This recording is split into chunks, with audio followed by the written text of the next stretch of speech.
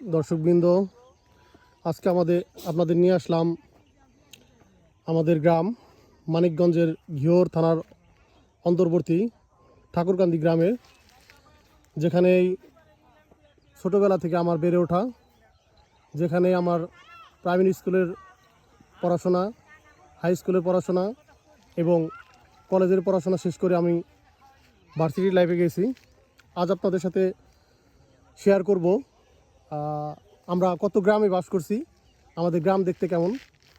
দেখুন, আমাদের গ্রামে সুজলা সুফলা শস্য শ্যামলা একটা গ্রাম, যেখানে সোনালি ফসলগুলো জন্মায়।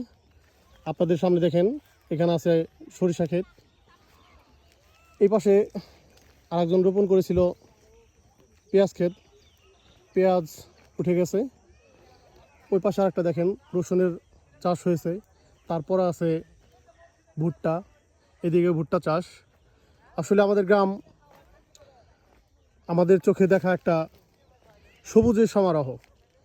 যেই গ্রামে আসলে এই সবুজের টানে, এই প্রকৃতির টানে একটা ভালো লাগা কাজ করে, আর বরাবরের মতোই ফিরে যেতে ইচ্ছে করে সেই ছোটোবেলার জীবনে। এই যে ক্ষেতগুলো আপনাদের সাথে দেখাচ্ছি, এখানে আমাদের ক্ষেত আছে, ওই যে একটা লোক কাজ করতেছে ওইটা আমাদের ক্ষেত, দূরে দেখা যাচ্ছে কিনা দেখেন। আর এগুলো হচ্ছে আমাদের চাচাদের ক্ষেত। তো এই ক্ষেতগুলোতে অনেক কাজ করেছি, এখন হয়তো বা চাকরির সুবাদে আর কাজ করা হয় না, বাট সৌন্দর্য আগের মতো রয়েছে। অনেক সুন্দর ফসল হয়েছে, দেখছেন রসুনের কত ভালো ফলন হয়েছে। এদিকে ভুট্টা চাষগুলো দেখলে বুঝতে পারবেন, ভুট্টাগুলোও অনেক সুন্দর হয়েছে।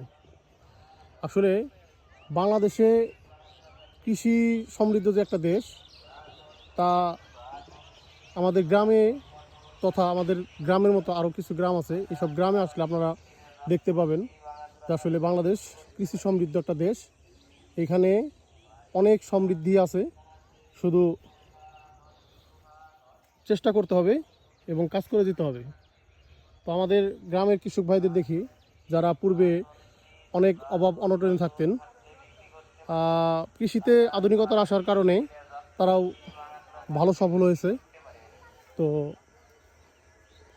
সেই কৃষক ভাইদের প্রতি শ্রদ্ধা রেখে, কৃষক ভাইদের প্রতি ভালোবাসা রেখে আজকের মতো এখানে শেষ করছি। ধন্যবাদ সবাইকে। আসসালামু আলাইকুম।